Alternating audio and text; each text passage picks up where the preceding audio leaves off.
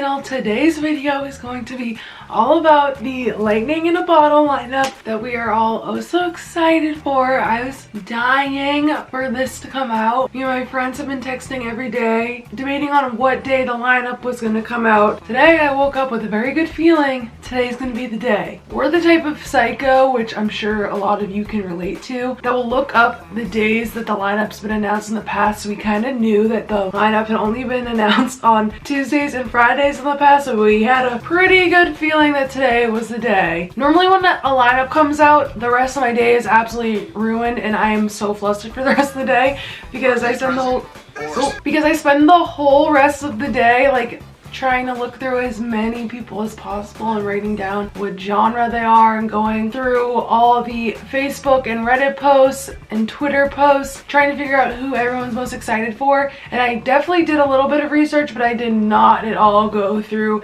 everybody on this list because there were so many people I didn't know. I'm not going to be going through everyone like one by one. I'm going to be talking about like my highlights of who I know, who I'm excited to see, etc, etc. By the way, I am a Pollen member. Pollen is an app or a website that you can apply to pretty much be a promoter for tickets. It's 100% legit. For the lightning in a bottle tickets, it's literally just a link. After you click on the link, it immediately redirects you to the official ticketing page for lightning in a bottle. It's the same one that you would use if you went straight from the lightning in a bottle website, but if you go through me, you will get like $10 off. Please just comment down below or DM me on Instagram if you would like to buy a ticket to lightning in a bottle through me. It would really help me out and help me create better content for you guys because I can cash in those points to be able to then get a ticket myself. So this morning, like I said, I kind of had a feeling that this lineup was going to be announced today, and then I went into work. I had a meeting at 10 a.m. I had like a vendor appointment, so meeting with like our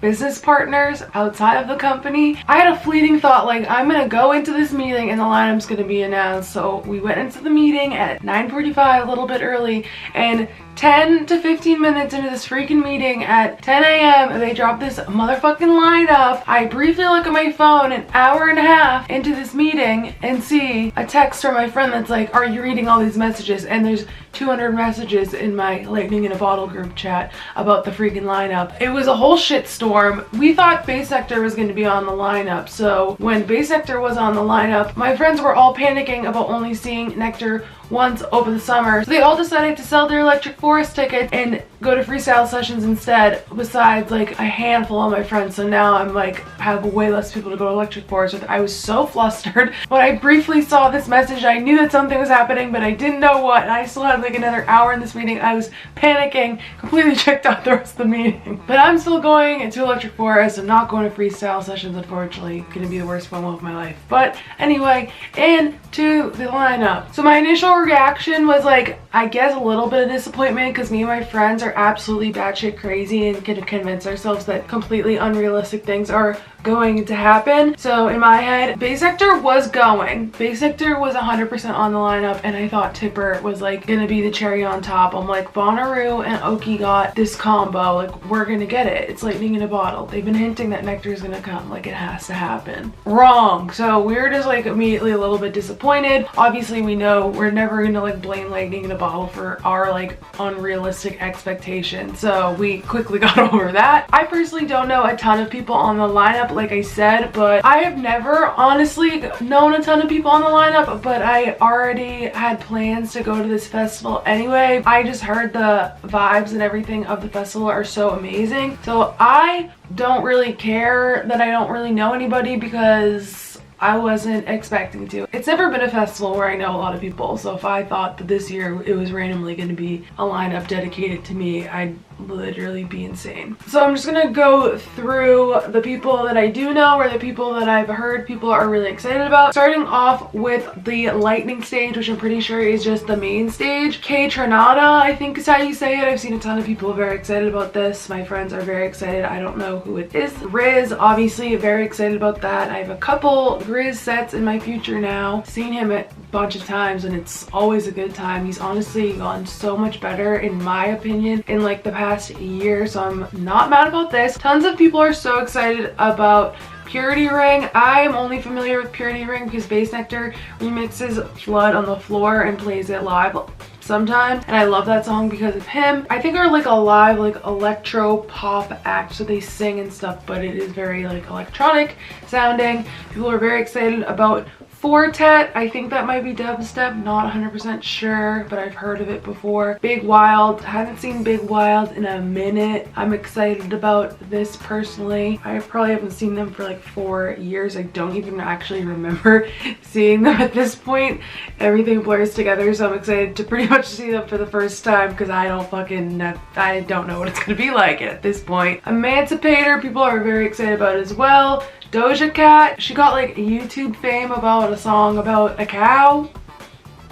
She also has a ton of songs that are popular on TikTok. Everyone's doing the Say So dance, whatever it is on TikTok. The kids these days, I don't know it. But I think that will be kind of cool to see. Crooked Colors, my friend was just sending me songs to. It's so relaxing and chill and like just like housey, good vibes. And that's all I know for the lightning stage. So moving on to the thunder stage, which is like the bass stage. There is a James Blake DJ set, which I've never heard of, but one of my friends is like obsessed, and I was listening earlier and like right off the bat his music is so good. Definitely look it up if you haven't, because I'm for sure diving into that. I heard good things about Two Fingers. Noisia is playing, and if you don't know, Noisia is going on their final tour after 20 years. They are like not making music together, but they're just doing their final rounds in 2020, so I'm excited about that. They're also going to Forest, so I'll see them twice this year. Keys and Crates DJ set. I think I've seen them once. I think I saw them at Forest once. Drolo, which I'm really excited about because I didn't know about Drolo until it was on the Electric Forest lineup one year, and I got super excited and dove into their music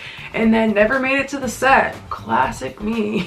I miss so many people every time. So I'm excited to finally get a chance to see Drolo after like 2 years. The Funk Hunters, who I think opened up for Grizz on his last tour. I don't listen to it, but I'm excited to dive into that. Minnesota, which is awesome. Dubstep, E-Prom. Everyone's been loving E-Prom lately. Schlump, like there's literally a million right in a row for this bass stage. Bass is definitely more my forte, so I know more about that, but a lot of other people are excited about Schlump. Immersive, I'm so fucking excited about. I have a handful of immersive sets in my future now, so I'm very, very excited about that. I've been wanting to see him since I've been wanting to see Drolo, so this is a long time coming at this point. I am finally seeing him at Gem and Jam coming up, so thank the Lord for that. Skipping down a little bit, tons of people say amazing things about the Librarian. Still haven't checked out the Librarian, but I am going to.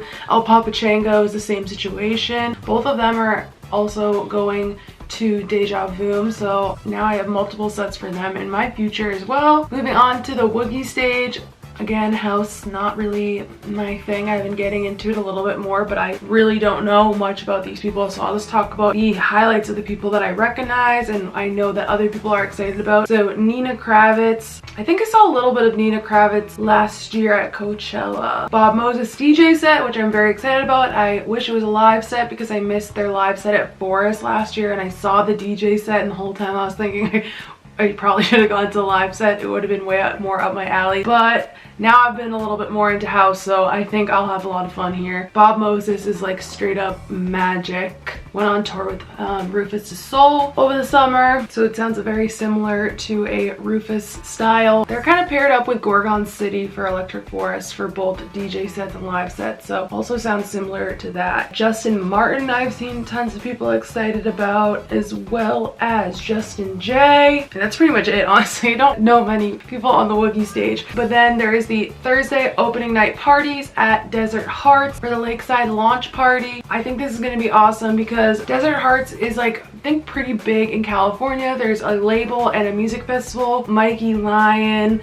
Lee Reynolds, Marbs, and Porky. I think it will be pretty cool to be able to experience that even though I'm not into house. One thing I didn't realize until now is that none of the main stages are open until Friday. I think the whole ticketing situation is super confusing for first timers. I got a 4-day pass and I will be arriving on Thursday even though the main stages won't be open. It will be like a fun way to kick off the weekend and I have a relaxing first day and get a lay of the land. Hopefully the whole entire festival venue area will be open to explore. That'd actually be kind of awesome. I actually really like the idea of this now that I'm thinking about it. So something else to note that me and my friends were talking about what this lineup announcement is that they made it very clear that it is a phase 1 announcement, and some people have said that they've never made it so clear that it's like phase 1, so there might be like really big people coming, but honestly I doubt that. A lot of people were saying that just because when they made the initial drop it didn't say phase 1 doesn't mean that this time it's going to be any bigger. Now when phase 2 comes, which they said is coming next month in February, so when phase 2 comes out, typically it has the Favela and Pagoda Bar lineups, which I'm not 100% sure what they are, but I'm sure they're just like mini curated stages. They also have the Grand Artique stage, which I know will be a lot of smaller people. They actually have the Grand Artique at Electric Forest as well, but it's for some reason always kind of confused me. They'll also announce like all the workshops, and a huge part about Lightning in a Bottle is that it's a transformational festival. It's not all about music. There will be like workshops and over a variety of subjects. The events are categorized into learning, culture, yoga, and movement events. So even though phase 2 will probably not have any other big names on it, do not lose all hope. Me and my friends, like I said, are extremely delusional. So we're holding out for this thing that I'm about to say. We heard that there's always a massive artist that they have for a surprise set, like massive. In the past, they said they've had Bonobo, Chet Faker, Rufus Du Sol, Toki Monsta, Minnesota, Blacklist, Stylus Beats. Like those are all pretty big names, and I would not be mad about any of those people, especially freaking Rufus. So me and my friends obviously know realistically that there's like a 1% chance of this happening, but we are just like crossing our fingers and praying that it's Tipper or Bass Nectar for the secret set. So I guess the way the secret set is revealed is when you arrive, if you ask for like a paper schedule. On this paper schedule that you can get upon arrival, there will be a large secret set announcement on it, so you don't know until you get there. Me and my friends are literally joking, like it will be Sunday at 10 p.m. and we will still be like, but there's a chance that Bass Nectar could still come. We were so convinced that he was going to come back this year because he hasn't been since 2017. They were posting last year about how they missed him with a video of his set, and he retweeted it and was saying how he missed Lightning in a Bottle. They favorited a tweet in the fall about Bass Nectar coming. I was DMing them a couple weeks ago about when the lineup was going to come out, and as soon as I mentioned wanting Bass Nectar, they stopped replying to me. Today my friend Michaela posted, the only thing we're missing is Bass Nectar and Tipper, and they favorited the comment. We want him to come so bad. It's not gonna happen, but it could. I obviously made this video way longer than it needed to be, but those are like my thoughts on the lineup. I don't know a ton of people. I knew I wasn't going to, and I honestly have complete faith that this lineup is going to be absolutely fire once I dive in. So many people online that are Lightning in a Bottle veterans seem so freaking excited about this lineup. I know the lineup they curated is just not in my like realm of knowledge, and that when I dive in deeper into this lineup, it's just going to be so fire. Like from the people that I have started to peek at, the vibes just seem so unreal. Like I cannot wait. Something that a lot of people complain about is the oversaturation of the festival scene, how every lineup just feels the same, and then as soon as there's a lineup that's different that could introduce them to a ton of new people, so they will have new people to be looking forward to and a variety of people to be seeing and not repeating seeing the same artist all the time. As soon as that happens, people start complaining about how the lineup's trash and nobody knows who's on it. I'm personally very excited because I have faith in the duo that these aren't just no-name people because they suck. They're just hidden gems. I highly encourage everyone to dive in deeper into the lineup. I always think back at the first time I saw an artist that I really enjoy. I'm so jealous of my past self for being able to experience it for the first time. So it's just going to be so amazing to see so many people that I know by May I'm going to be obsessed with and just be side by side with my friends experiencing so many new artists for the very first time. Like, it's just gonna be freaking magical. I cannot wait. Hopefully this wasn't too long. I can edit it down because right now the raw footage is at 24 minutes and that's ridiculous and way too boring for you guys. Please don't forget that I am a promoter on Pollen, so you can message me for discounted tickets on Instagram. My Instagram username will be listed at the end of the video. My Instagram and Twitter will be linked down below. You can follow me on both of those if you want to be updated with all the daily stuff. Don't forget to subscribe if you're not already. Tons of festival vlogs and tips and stuff are coming. I have like 6 or something huge events in my future, so tons and tons of content is coming. Please subscribe and hit the bell if you want to be notified every single time that I upload, and I will see you in my next video. Bye!